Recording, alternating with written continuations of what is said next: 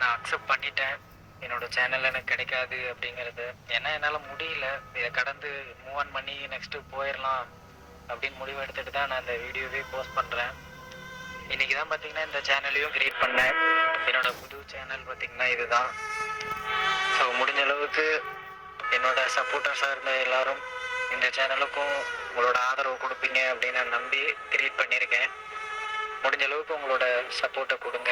இதுக்கு மேலே யாரோட சேனல்லையும் கமெண்ட்லேயும் போயிட்டு நீங்கள் வந்து பார்த்தீங்கன்னா எஸ்ஆர்எம்க்கு ஹெல்ப் பண்ணுங்கள், சேனல் ஹேக் ஆகிடுச்சு அப்படின்னு உண்மையிலேயே இதுக்கு மேலே கமெண்ட் வேணாம் நண்பா. ஏன்னா இதை அடுத்தவங்க ஹெல்ப் பண்ணணும் அப்படிங்கிற ஒரு மைண்ட் தாட் இருந்தாலும் ஒரு கட்டத்துக்கு மேலே அவங்களோட வேலையை குறுக்கிட்டு தொந்தரவு பண்ணுற மாதிரி இருக்கும். உண்மையிலேயே இது தப்பு என்னோட தான். அன்னோன்னு ஒரு பர்சனுக்கு ஒரு மேனேஜர் அக்சஸ் கூட பார்த்தீங்கன்னா நான் கொடுத்துக்க கூடாது. அதுக்கான பரிகாரமாக என் சேனல் இழந்துட்டு நான் தவிக்கிறேன். இது என்னோடய போட்டும் என்னோட லைஃப்பில் இது ஒரு மிகப்பெரிய லெசனாக இருக்கட்டும். இதுக்கு மேலே இந்த மாதிரி தயவு செஞ்சு யாரும் அனுபவப்பட்டுறாதீங்க நண்பா. என்னை வச்சு இது ஒரு அவேர்னஸாக கூட எடுத்துக்கோங்க. ரொம்ப கஷ்டம் அது. அந்த இடத்துல இருந்தால் அந்த வழி புரியும். முதல்ல இருந்து மறுபடி போகிறது அது ஒரு சங்கடமான விஷயந்தான். ஸோ நான் இதுலேயே இருந்தேன்னா நண்பா ஒரு மாதிரி என்னை நானே டிமோட்டிவேட் பண்ணிக்கிட்டு 6-7 நாள் ஆகுது நண்பா. ஒரு மாதிரி ஒழுங்காக எந்த வேலையும் செய்யலை. ஒழுங்காக பார்த்தீங்கன்னா ஒரு நிம்மதியே இல்லை நண்பா. அதை நினச்சிட்டு அப்படியே வருத்தப்பட்டுட்டு தானே உங்ககிட்ட முன்னாடியே சொன்னல, குடும்பத்தில் ஒருத்தரை இழந்த மாதிரி ஒரு ஃபீல். அது வந்து அக்செப்ட் பண்ண முடியல. அப்படியே கொஞ்சம் கொஞ்சமாக நான் கடந்து போயிடுவேன்.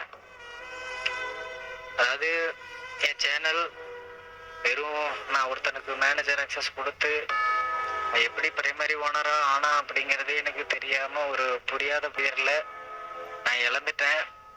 அதை கொண்டு போயிட்டு அவன் வேற ஒரு இடத்த சேனல் சேலுன்னு போட்டு அது எஸ்க்ரூ அப்படிங்கிற ஒரு கம்பெனி மூலமாக சேலே பண்ணிட்டான். சேல் பண்ணதும் பார்த்தீங்கன்னா அவன் ஒரு செல்லராக ஃபேக் டீட்டெயிலை கொடுத்து என்னமோ நானே அவங்ககிட்டயும் சேல் பண்ணுற மாதிரி என்னோட சேனலை சேல் பண்ணிட்டான். அது இன்னொருத்தர்கிட்ட போயிடுச்சு. இது வரைக்கும் கூட யூடியூப் டீம் பார்த்தீங்கன்னா இது தேர்ட் பார்ட்டி விவகாரம் தகராறு அப்படின்னு மாறிடுச்சு. நிறைய ஓனர் மாறிடுச்சு. இப்போ யார் ஓனராக இருக்காங்களோ அவங்க தான் கரண்ட் ஓனர். அதேமாரி நீங்கள் தான் ஒரிஜினல் ஓனர் அப்படின்னா நீங்கள் போய் அவங்ககிட்ட பேசி வாங்கினாங்க அப்படிங்கிற மாதிரி சொல்லிட்டாங்க. இருந்தாலும் ஃபைனலாக ஏதாவது முயற்சி பண்ணி பார்க்கலாம் அப்படின்னு ட்விட்டரில் நான் வந்து என்னோட பிரச்சனையை சொல்லி யூடியூப் டீமை டைரெக்டாக காண்டாக்ட் பண்ணுறதுக்கு ஒரு போஸ்ட் போட்டிருக்கேன்.